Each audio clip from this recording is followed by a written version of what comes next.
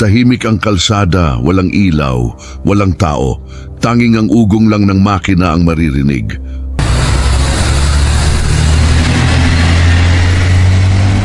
Ako si Ramon, isang bus driver sa probinsya. Sanay na ako sa biyahe sa gabi. Pero may isang ruta na hindi ko na dapat binalikan dahil ang mga pasahero ko hindi na pala kabilang sa mundo ng mga buhay. Simulan na natin. Madilim ang highway. Makapal ang fog, hawak ni Ramon ang manibela. Tahimik ang biyahe. Walang sakay.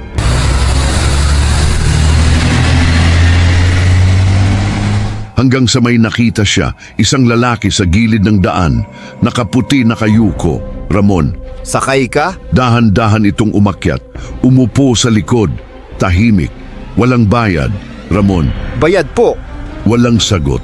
Nakatingin lang sa bintana. Kinilabutan siya pero umandar ulit. At doon nagsimula ang kakaiba. Ilang minuto may sumakay ulit.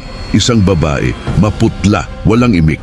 Diretso sa likod, hindi rin nagbayad.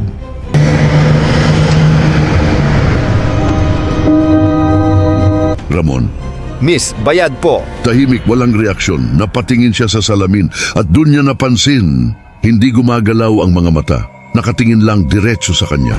Kinilabutan siya ngunit hindi siya tumigil dahil trabaho niya ito. Hanggang sa dumami sila, 1, 2, 3. Puno na ang bus, ngunit walang nagsasalita. Walang gumagalaw, walang bumababa.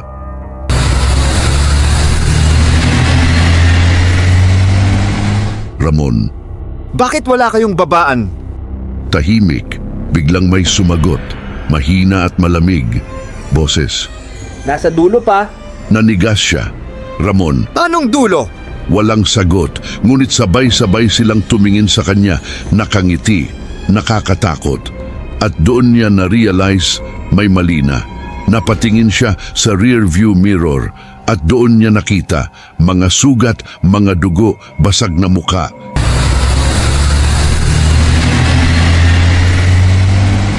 Nanlaki ang mata niya, Ramon. Diyos ko! Biglang may sumigaw. Pasahero, Huwag kang hihinto. Ituloy mo lang. nanginginig siya, ngunit hindi niya mapreno.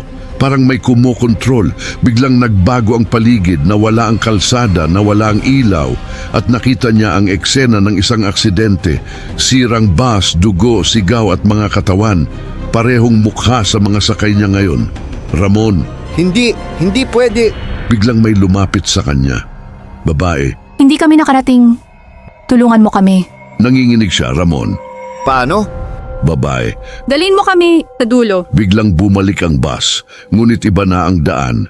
Madilim, walang katapusan, parang walang exit. Ramon, Saan ito? walang sagot, ngunit sabay-sabay silang nagsalita. Sa huling hantungan. Nanigas siya, hindi na siya makaalis.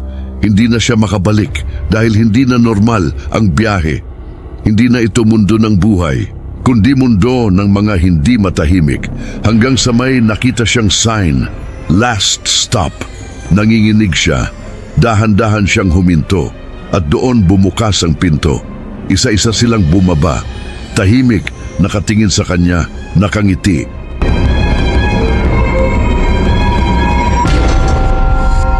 Ngunit may naiwan sa likod. Isang lalaki, nakaupo lang, nakatingin sa kanya. Ramon, Baba ka na. ngumiti ito. Lalaki, Hindi pa. Ako. kinilabutan siya. Ramon, Bakit? lumapit ito ng dahan-dahan. Lalaki, Ikaw ang susunod. nanlaki ang mata niya, biglang sumakit ang ulo niya. May alaala, isang aksidente, isang bus, siya ang driver at nawalan siya ng kontrol. Bumangga at lahat namatay. Pati siya, nanlumo siya. Ramon, Patay na ako. ngumiti ang lalaki. Matagal na. Tahimik, walang hangin, walang tunog. At doon niya naintindihan, kaya walang bayad, kaya walang babaan, dahil pare-pareho silang hindi nabuhay at siya ang naka-assign na maghatid sa kanila gabi-gabi. Walang katapusan hanggang sa may papalit sa kanya sa susunod na maliligaw sa kalsadang iyon sa oras ng hating gabi na hindi na makakabalik. Isang gabi, may bagong driver. Nakakita ng bus na naka-idle. Walang tao ngunit bukas ang pinto. Pumasok siya at umupo. at biglang umandar ang bus. Hindi niya mapigilan. Hawak niya ang manibela, ngunit hindi siya ang may kontrol.